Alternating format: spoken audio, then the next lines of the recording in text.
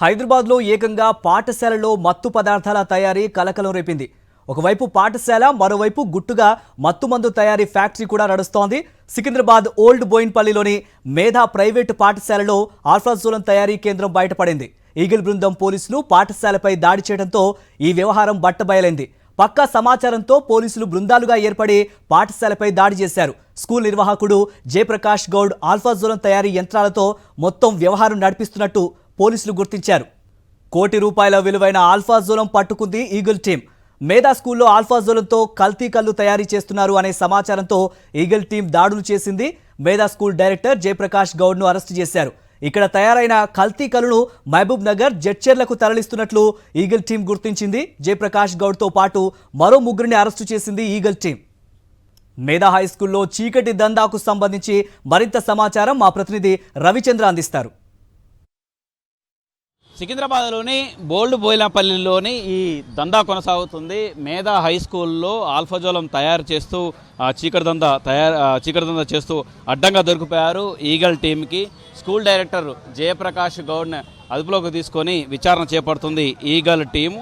ఇందులో మరొక 4 కూడా నిర్వాహకులను, అంటే ఆల్ఫాజోలం తయారు చేసేట వాళ్ళని కూడా అదుపులో తీసుకొని విచారణ చేపడుతున్నారు. ఈ విధంగా చూడొచ్చు, ఇది స్కూలు మేధా హై స్కూల్ పేరుతో, అంటే ఉదయం ఒకసారి బిల్డింగ్ కూడా చూస్తే ఉదయం ఇందులో క్లాసులు జరుగుతాయి. 7, 8, 9, 10వ తరగతి వరకు క్లాసులు జరుగుతాయి. ఈ పైన ఫస్ట్ ఫ్లోర్లో ఇటువైపు క్లాసులు జరుగుతాయి.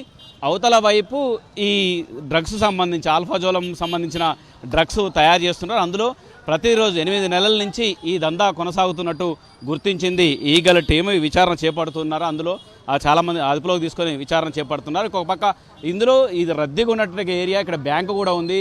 ఈ ఫస్ట్ ఫ్లోర్లో ఈ గ్రౌండ్ ఫ్లోర్లో బ్యాంక్ ఉంది. ఆ పైన ఫస్ట్ ఫ్లోర్లో ఇటువైపు ఏమో స్కూలు ఉంది. అటువైపు వచ్చేసి ఈ విధంగా దందా చేపడుతున్న ఆల్ఫాజోలం తయారు చేశాక యూనిట్ పెట్టారు. ఒక విధంగా చెప్పాలంటే ఫ్యాక్టరీ పెట్టారని చెప్పుకోవచ్చు. అంటే ఉదయం స్కూల్ నిర్వహిస్తున్నారు, మధ్యాహ్నం స్కూలు బాగా నడవకపోవడంతో నడుస్తలేదు అనే విధంగా తయారు చేసి ఆ విధంగా ట్యూషన్లు చెప్తున్నారు. సాయంత్రం రాత్రి వేళల్లో ఈ ఆల్ఫాజోలం తయారు చేస్తున్నారు. అది కూడా దశల వారీగా, అంటే ఒకేసారి ఆల్ఫాజోలం అనేది ఒకే రోజు తయారయ్యేది కాదు. దాన్ని కొంత దశల వారీగా చేయాల్సి ఉంటుంది. ఒక 3-4 రోజులకు ఒక దశ ఈ విధంగా మారుతూ ఉంటుంది. ఆ దశలు మారాలంటే ప్రతిరోజు మొదటి దశ మొదలు పెడితే 3 రోజుల తర్వాత ఆ దశ రెండో దశకి వెళ్తుంది. ఇంకొక 3 రోజుల తర్వాత 3వ దశకి వెళ్తుంది. ఈ విధంగా పూర్తి ప్రోడక్ట్ బయటికి రావడానికి ఈ విధంగా పడుతుంది. అంటే నెలలో ప్రతిరోజు చేస్తున్న 8 నెలల నుంచి ఈ విధంగా చేస్తున్నారు. సుమారు 1 కోటికి ఎక్కువగా ఉండేట అవకాశం ఉంది.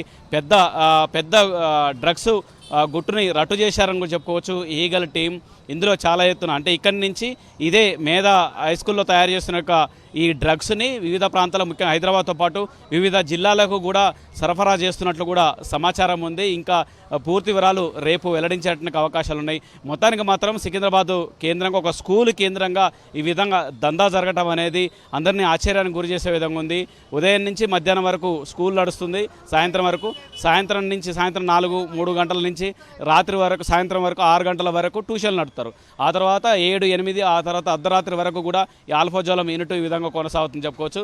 ఈ విధంగా ఆల్ఫాజోలం తయారు చేస్తూ పట్టుబడ్డారు. వాళ్ళందరినీ అదుపులో తీసుకొని విచారణ చేపడతారు. ముఖ్యంగా స్కూల్ డైరెక్టర్ సంబంధించి జయప్రకాష్ గౌడ్ను ఎక్కడి నుంచి ఎక్కడ సరఫరా చేస్తున్నారు, రా మెటీరియల్ ఎక్కడ తెచ్చారు, ఎంత వర్త్ ఇప్పటివరకు తయారు చేశారు, ఈ కోణంలో విచారణ చేపడుతున్నారు. 1 కోటికి పైగా ఉండేట అవకాశం ఉంది.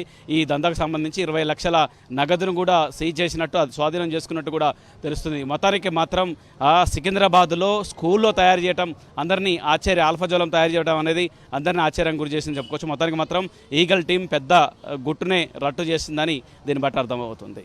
కెమెరా పర్సన్ మహేష్తో రవిచంద్ర, సాక్షి, హైదరాబాద్.